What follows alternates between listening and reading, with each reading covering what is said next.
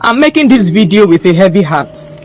I'm a Nigerian motorcyclist who has traveled on a motorcycle to 20 countries. I applied for a Guinness World Record for the longest solo motorcycle journey in Africa by a woman. Normally it takes about 12 to 20 weeks to get a response, but because I didn't want to wait so long to confirm if my dreams are valid, I decided to go for the priority application, which is $1,000. 3 days later, they rejected my application. They gave 2 reasons for the rejection. 1, they said the record doesn't exist, that they don't recognize it as a Guinness World Record title. 2, they said my journey wasn't personal and I have to apply through the business consultation service. Then I replied to them.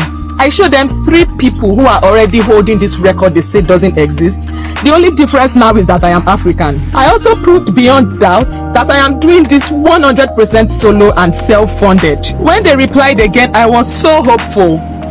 But I was met with another rejection. No explanation, just a push to pay the £10,000 for a business consultation service. If I was rejected because I don't qualify, that would make sense and I would accept it gracefully. But I was rejected because I couldn't afford to pay £10,000, which is over 20 million naira, for a service that my journey doesn't even qualify for. In their own website, they stated that the only people who qualify for business consultation are government agencies and charity. But my journey doesn't fall under any of those categories, and I proved it. Then I requested a refund as there was no valid reason why I was being rejected. The next morning when I logged into my account, it was totally erased. Like I never even applied.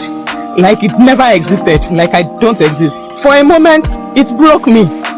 I felt unworthy, undeserving, like my story doesn't matter. But my story does, because I have survived and done the impossible. I lost my legs, lived on a wheelchair, did surgery, and now I ride with screws and rods holding my spinal cord together. And still, as a new rider, I picked up a bike and I've done 20 African countries alone on a 250cc motorcycle. I inspire myself every day. I am amazed at how far I've come.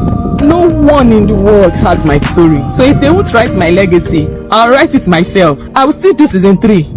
A ride from South Africa to Kenya to complete the longest solo motorcycle journey in Africa by a woman.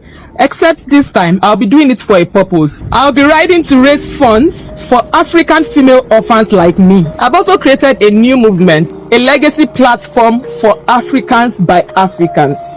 And I'll announce it on my birthday in 2 days. Thank you.